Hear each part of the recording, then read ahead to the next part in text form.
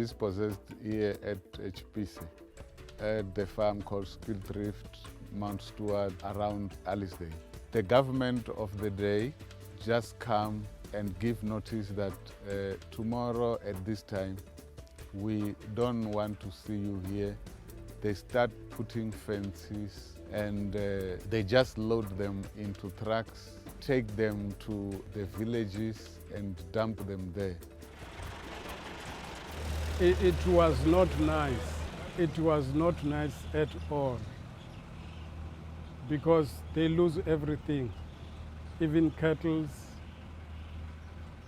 You can just grab 2 things in your hand and carrying the baby maybe, but they lost everything. The Namamilwe people, they are originated here 1200 years ago. Shango ḽa hashu ro vha ri tshi kona u lima zwavhuḓi, ri tshi kona u fuwa zwavhuḓi.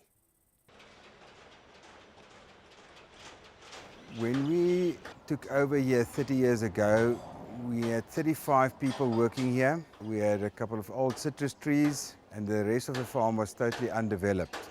We then brought drip irrigation technology from Israel and we started planting tomatoes here.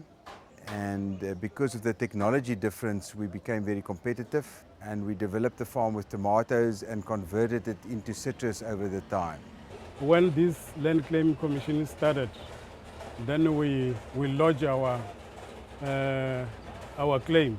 There was a commission of the chieftaincy. It's where we started to mobilize our community to speak in one voice. We became intensely aware of land reform and the effects that it could have. And because our approach has always been people-orientated, we decided to contact the people that's going to be involved. We invited all the farmers to join us. In 2006, they start engaging with the farmers. We have to separate politics and business. And we get to understand that we have to live the present, which the present we have to utilize whatever we got.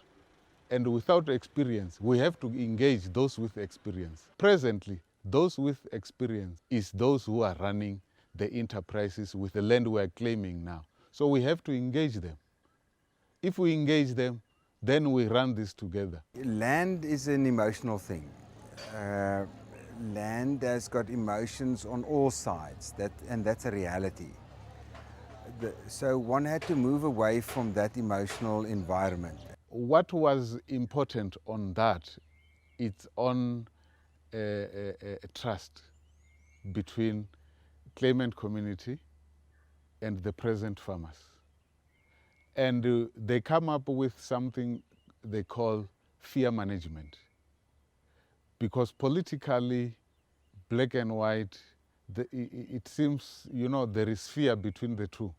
So they addressed that, which took not less than 6 months, meeting after meeting, to address fear management. And the moment we started focusing on the future and the utilization of land instead of the ownership of land, where we started influencing each other on the utilization, then the fear started disappearing.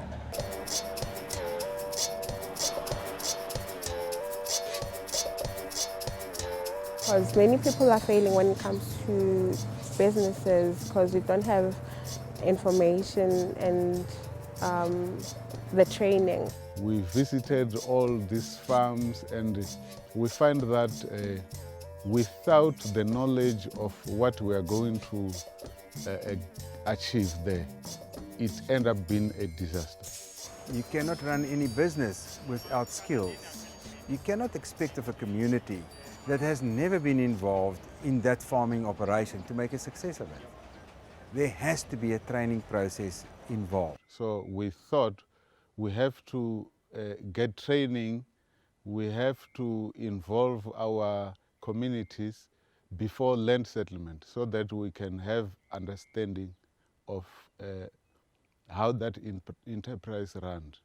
What Namamilwe did is that they they worked hand in hand with the Department of Education and trained the people on irrigation and financial management. So some of them are working here, and I think it's great. One of the biggest opportunities was to utilize what exists. There's a business on this land that already exists, and there's relationships in the markets that already exist, and there's value chains that already exist.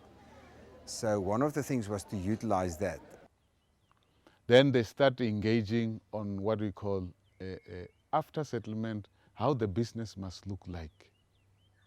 And how can we influence youth to school on, with the relevant, what is happening on the ground. Their opportunities was to start taking part in the business. And it was then to define what does the profile look like to be able to take part. And then some of the younger children started studying agriculture to come and fulfill certain positions here. You can still be a doctor serving in an agricultural field. If you're an economist, you can still be an economist serving in the Department of Agriculture. So that's where the love of agriculture developed.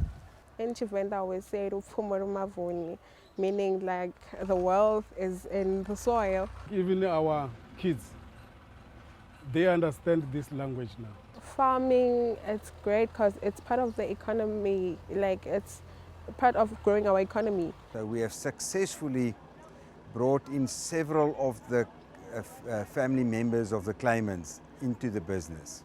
As we speak on the Namamilwe, there is more than 45 people working in the enterprise before settlement, getting first-hand experience with the enterprise. So what we hope for is that we can get into that kind of sequence where there will be fair distribution of people from board level to every other level. To bring back our land, I think we'll be happy. But it's not just to get it and sit. We must go and work. We must go and work.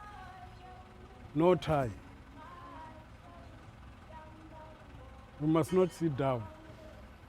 It's a time of work. And we have started. There will be mistakes and there will be successes. But over time, the successes will by far overcome the mistakes. Transferring land without a plan was a mistake. It doesn't mean that land transformation must come to an end.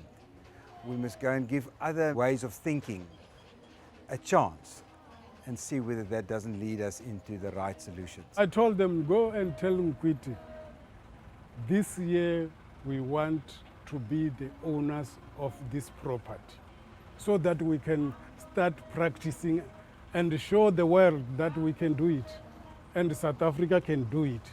Our goal is certainly to make this a winning model. We don't want to join the queue of the failures. We told the government that. Cannot change the past.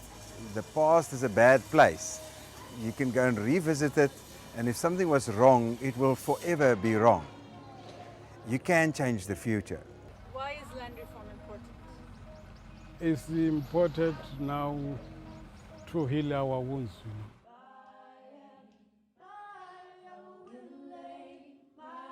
We want this government to speed up this. We are ready, ready, ready.